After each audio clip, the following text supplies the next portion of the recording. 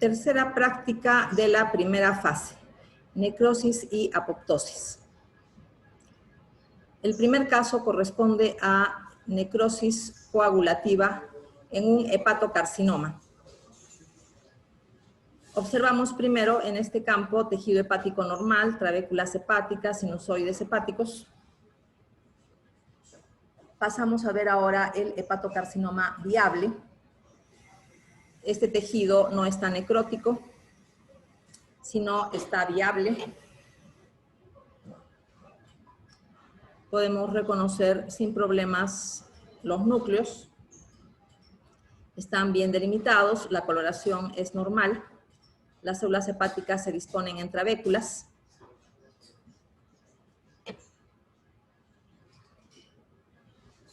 Los citoplasmas son eosinófilos.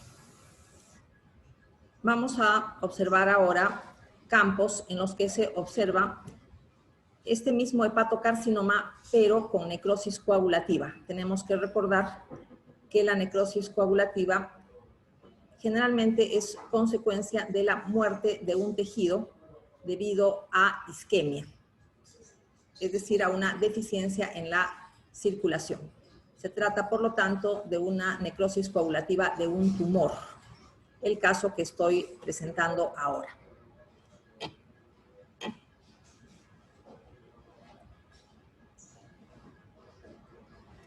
En este campo podemos observar el mismo hepatocarcinoma que se ha mostrado, pero necrótico, con necrosis coagulativa.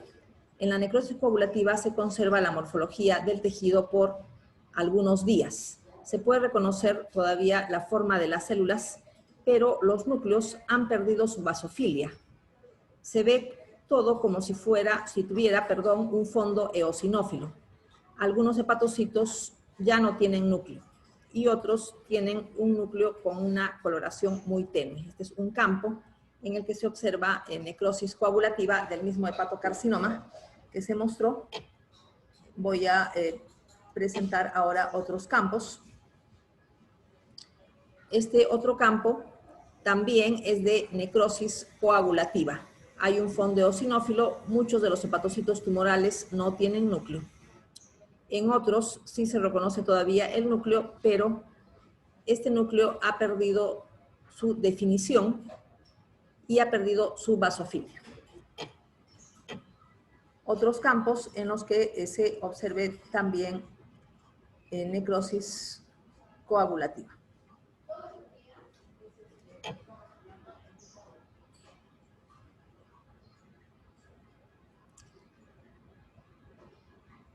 En este campo tenemos aquí igualmente necrosis coagulativa, pero se observan algunas células aisladas, redondeadas, de un núcleo más o menos arriñonado que corresponden a histiocitos. Estos histiocitos están fagocitando el tejido necrótico.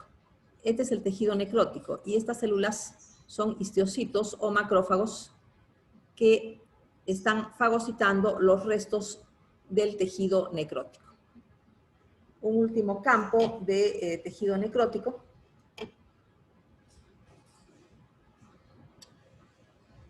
Este es otro campo de tejido necrótico y para finalizar un campo del tumor viable.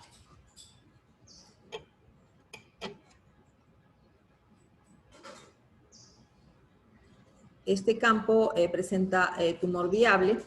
Los núcleos son carcinomatosos, son pleomórficos, irregulares, hipercromáticos. Se pueden reconocer aquí algunas mitosis. Tenemos también mitosis acá, igualmente esta célula.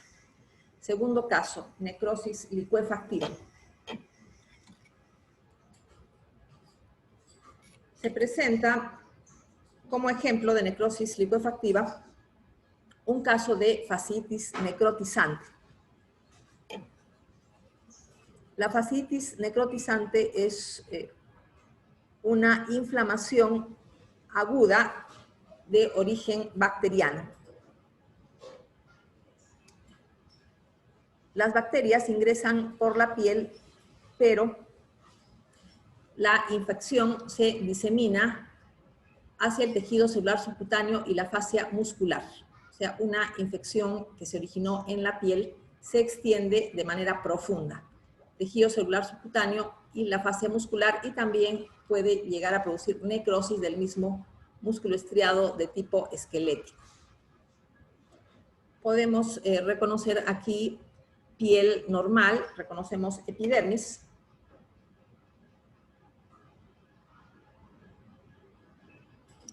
Y también vamos a observar algunos campos donde se vea la necrosis de tipo licuefactivo.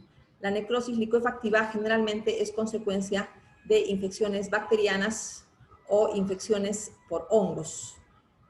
A diferencia de la necrosis coagulativa, no se conserva la morfología del tejido por algunos días, sino que debido a la destrucción extensa del tejido, solo se ven restos celulares y neutrófilos.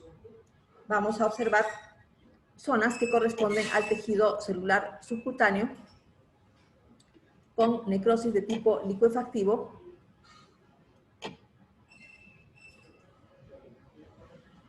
Podemos reconocer acá algunos filetes nerviosos, pero la mayor parte del campo muestra detritus celulares y neutrófilos. Todas estas células en gran cantidad son neutrófilos y se reconoce sin problemas la gran destrucción del tejido propio de la necrosis licuefactiva. Todos estos son neutrófilos y restos celulares. Vamos a observar otros campos.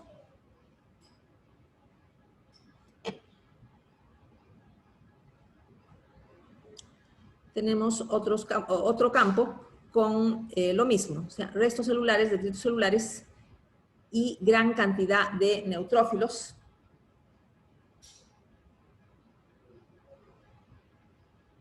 Finalmente, este campo en el que se observa prácticamente solo detritos celulares, se ve basófilo debido a la muerte celular y la agregación de la cromatina. La cromatina queda libre porque las células han muerto y se agregan para formar estas zonas basófilas. Segundo ejemplo de necrosis licuefactiva. Gangrena húmeda de dedo de pie.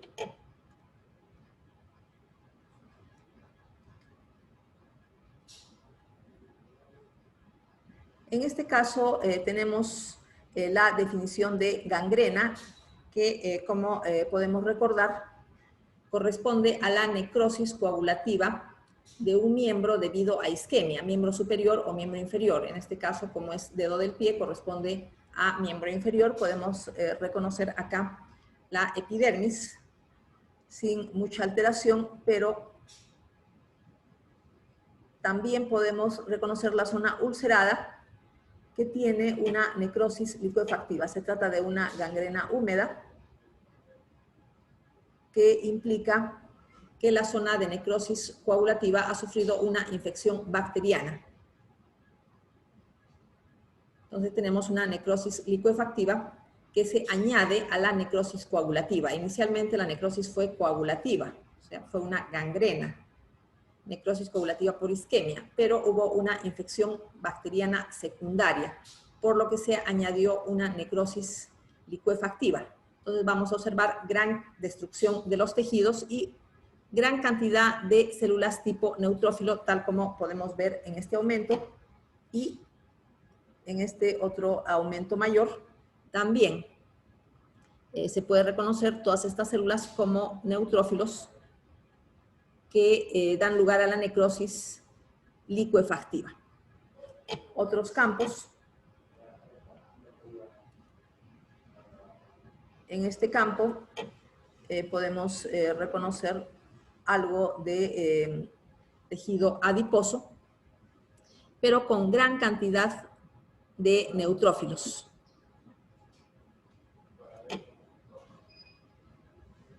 Y en esta zona, restos celulares, detritus celulares con neutrófilos.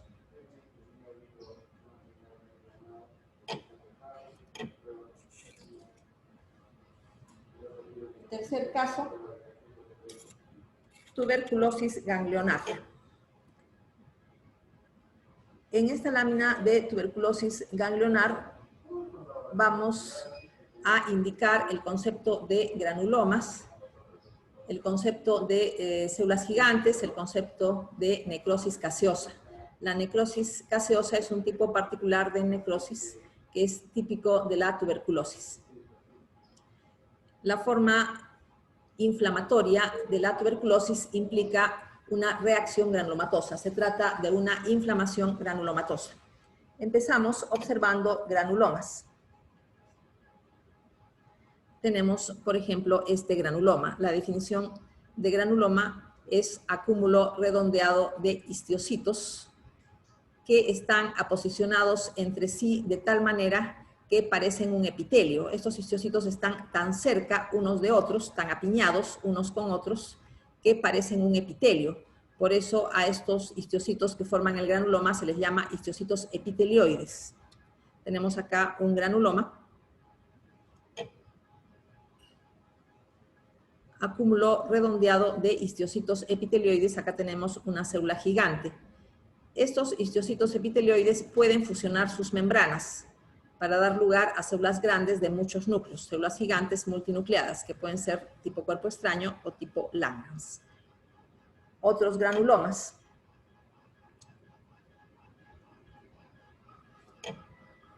En este campo podemos observar dos granulomas. Este es un granuloma y este es otro granuloma. Repito la definición del granuloma: acúmulo redondeado de histiocitos epitelioides. Este granuloma tiene una célula gigante, que es esta de acá, célula gigante tipo cuerpo extraño.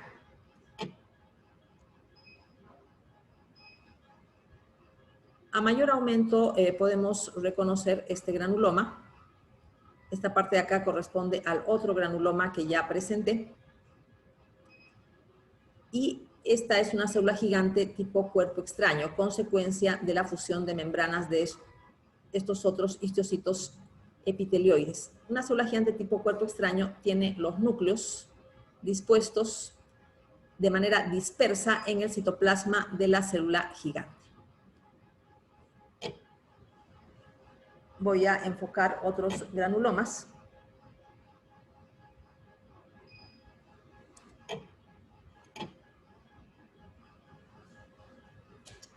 Tenemos acá también otro granuloma, pero este es otro que está al costado y se ve que los granulomas se pueden fusionar porque los granulomas se van agrandando hasta que dos granulomas que pudieron estar separados en un inicio llegan a unirse para formar granulomas bastante grandes que adoptan formas irregulares.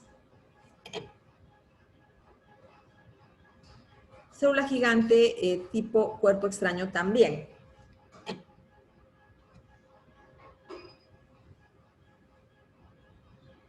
Podemos reconocer acá un granuloma y célula gigante tipo cuerpo extraño que tiene los núcleos dispersos en el citoplasma.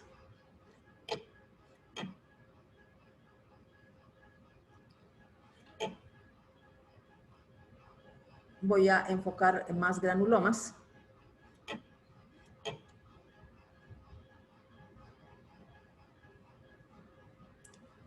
Este es tejido ganglionar, se trata de un ganglio linfático. Este es un granuloma.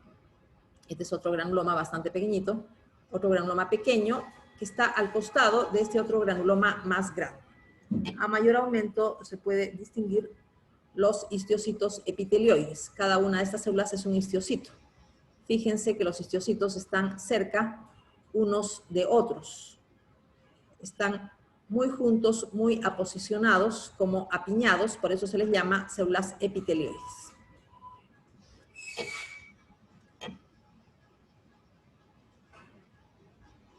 Tenemos acá una célula gigante. Célula gigante también tipo cuerpo extraño. Las células gigantes tipo Langhans se caracterizan por tener los núcleos en la periferia. Tenemos acá dos células gigantes tipo Langhans. Vemos esta célula gigante tipo Langhans y esta otra célula gigante tipo Langhans. Los núcleos no están dispersos en el citoplasma, sino están en forma de corona o en forma de herradura en los bordes de la célula. Esta es la característica de las células gigantes tipo Langhans. Las demás células son histocitos epitelioides.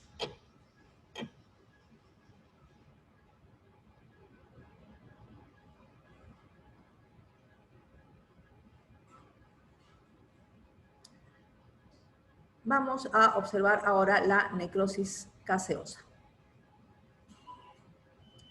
Estas zonas corresponden a necrosis caseosa. La necrosis caseosa es un tipo de necrosis coagulativa que se observa en la tuberculosis. Vemos que el material necrótico es granular, amorfo y con pocas células. Esta es una zona de necrosis gaseosa y vamos a observar otras zonas donde se puede ver la interfase entre la necrosis gaseosa y la reacción granulomatosa. Por este lado, necrosis gaseosa y por este otro lado, la reacción granulomatosa con los histocitos epitelioides. Aquí tenemos los histocitos epitelioides.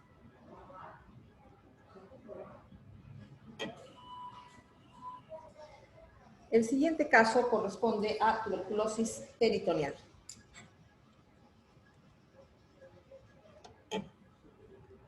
Se va a observar también granulomas con necrosis gaseosa. Tenemos acá un granuloma.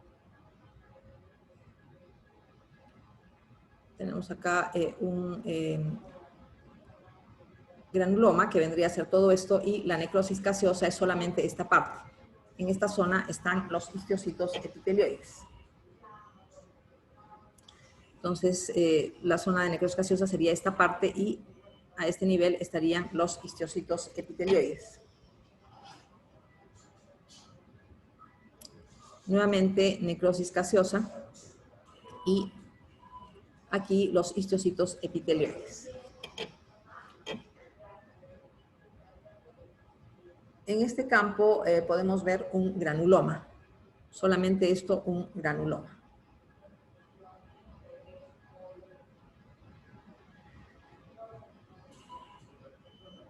En este otro campo se puede observar la necrosis gaseosa rodeada por la reacción granulomatosa.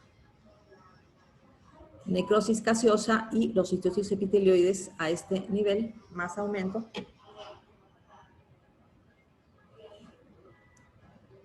Necrosis gaseosa e histocitos epitelioides.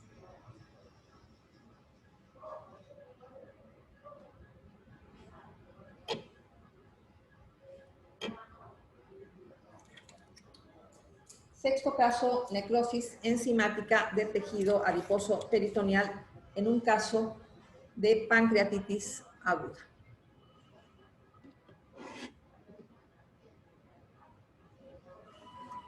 La diferencia de la necrosis enzimática con el resto de tipos de necrosis es que se trata de una necrosis que tiene lugar fundamentalmente a nivel del tejido adiposo. O sea, la necrosis enzimática es típica del tejido adiposo y no se puede observar en otros tejidos. Podemos reconocer en este campo los adipocitos. La imagen típica de los adipocitos es una imagen negativa de grasa, pero podemos observar, por ejemplo, en este adipocito que no hay una imagen negativa de grasa, hay un material granular basófilo. En el citoplasma, igualmente aquí, tenemos acá en adipocitos ya no la imagen clásica negativa de grasa, sino un material granular basófilo. Eso se observa en la necrosis enzimática del tejido adiposo. Este otro campo, donde se puede observar todavía la forma de los adipocitos, pero vemos que tienen un material granular basófilo, en algunos casos se puede ver eosinófilo. Esta parte marrón corresponde a hematíes. Hematíes. Una necrosis enzimática con hemorragia.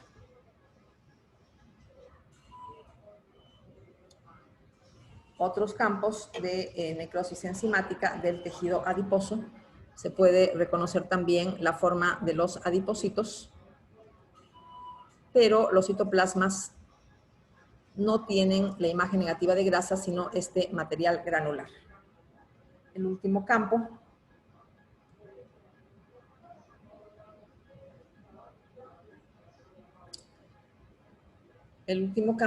de necrosis enzimática.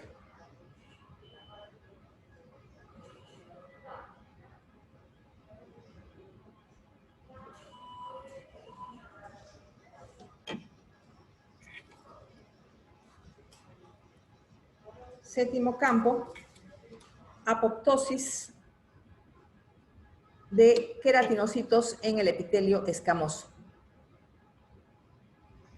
Voy a presentar dos casos de apoptosis de queratinocitos en el epitelio escamoso de la epidermis. El primer caso corresponde a una necrólisis tóxica epidérmica, que es una reacción adversa a drogas. Tenemos que observar los queratinocitos apoptóticos en el epitelio. En este lado se puede ver el epitelio más o menos normal.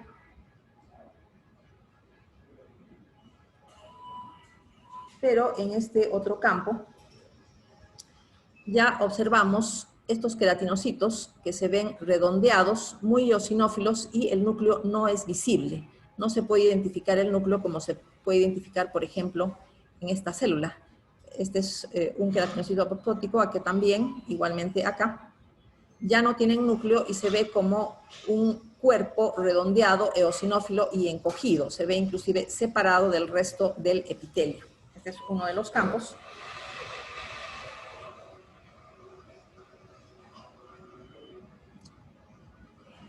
En este otro campo podemos observar varios queratinocitos apoptóticos. Acá están 4 por lo menos. Tenemos acá otro queratinocito apoptótico. Esta parte también corresponde a un queratinocito apoptótico e igual acá. Voy a presentar otro campo en el cual se puede ver la muerte por apoptosis de los queratinocitos de la mitad inferior del epitelio. Todos estos queratinocitos han sufrido muerte por apoptosis, por lo que el epitelio se ha desprendido de la dermis y se ha formado una ampolla. Aquí vemos la formación de la ampolla y los queratinocitos muertos se encuentran en la mitad inferior del epitelio.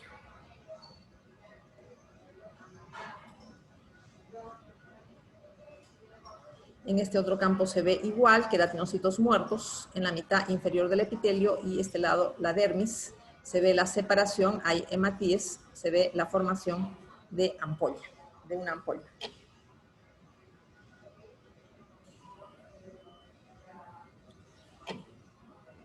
Regresamos a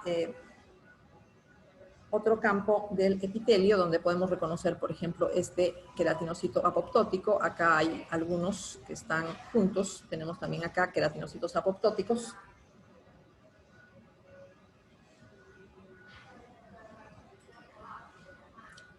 Acá, en este campo, podemos ver este queratinocito apoptótico. Se ve como un cuerpo acidófilo separado del resto del epitelio. Es una muerte celular individual. No se reconoce el núcleo, es como un cuerpo eosinófilo sin núcleo, a diferencia del resto de queratinocitos del epitelio que están viables. Este es otro queratinocito apoptótico y aquí tenemos varios queratinocitos apoptóticos. En cuanto a la dermis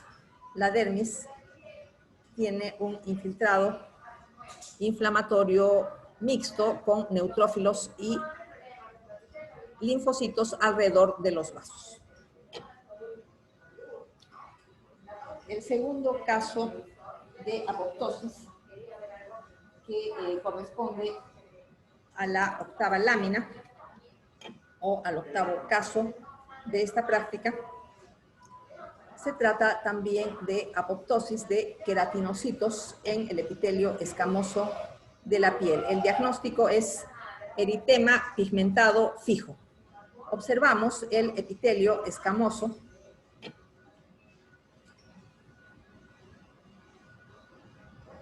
con queratinocitos que se observan como cuerpos eosinófilos sin núcleo. Este queratinocito es apoptótico, podemos compararlo con el resto de queratinocitos que están viables, al igual que este otro, que se ve como un material eosinófilo encogido, igual acá, se ve el queratinocito como un material eosinófilo encogido y sin núcleo. Voy a presentar otros campos. En este campo tenemos aquí el queratinocito, mejor dicho, el queratinocito apoptótico.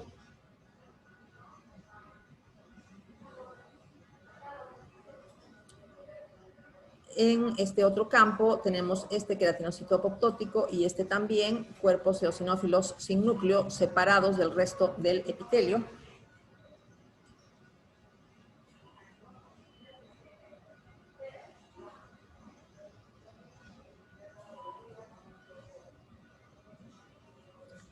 En este campo podemos reconocer también queratinocitos apoptóticos, igual que acá.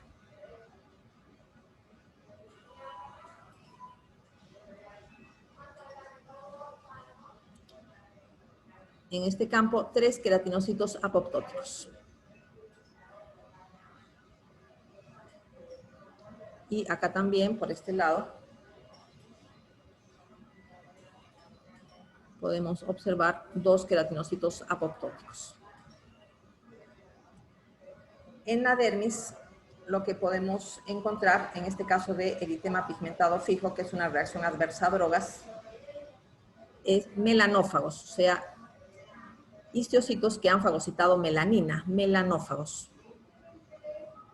Consecuencia de la caída de la melanina de la epidermis a la dermis. La melanina pasa de la epidermis a la dermis debido a la necrosis de los queratinocitos. Tenemos melanófagos y alrededor de los vasos un infiltrado inflamatorio que tiene linfocitos y neutrófilos.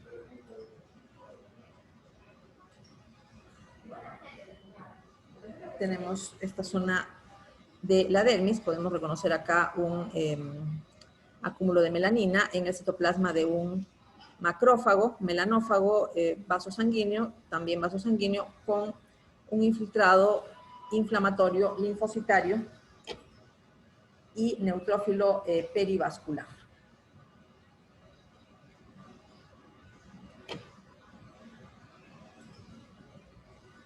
Acá, en este otro campo, igualmente, melanófagos y este infiltrado perivascular. Nuevamente voy a regresar a mostrar los queratinocitos apoptóticos. Tenemos este de acá, este también, este es otro queratinocito apoptótico, igual que este. Último caso de esta práctica, lámina que quedó pendiente de la práctica anterior. La práctica anterior trató sobre procesos adaptativos celulares. Se trata ahora de atrofia de músculo estriado de tipo esquelético debido a isquemia. Aquí tenemos algunos fibroateromas. Tenemos acá fibroateromas y el músculo estriado de tipo esquelético atrófico.